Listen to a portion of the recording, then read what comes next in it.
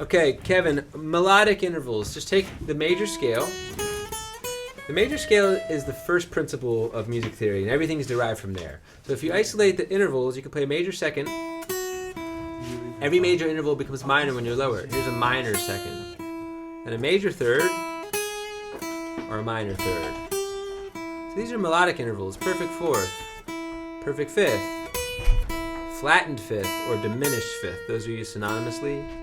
Major sixth, minor sixth, major seventh, minor seventh, and the octave.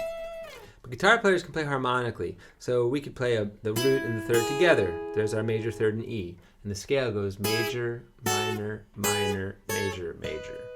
That's your parallel third scale. Then we looked about how you could take a major third and make it a perfect fourth.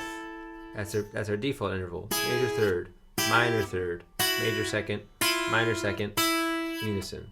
The perfect fourth could also go up to a perfect fifth, or down to a flat five. Perfect fifth, major six, minor six, perfect fifth, flat five, perfect fourth. That's called interval inference.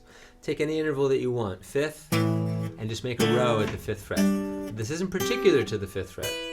These are fixed relationships that hold everywhere. You can start this at the seventh fret. And the shapes don't change. They're universal, and that's part of the goal of establishing them as universal shapes. The fifth fret we like because the 5 keys line up there. A, D, G, C, and E, what I call the big 5 guitar keys. So then we tied this all together with a 2-octave active scale.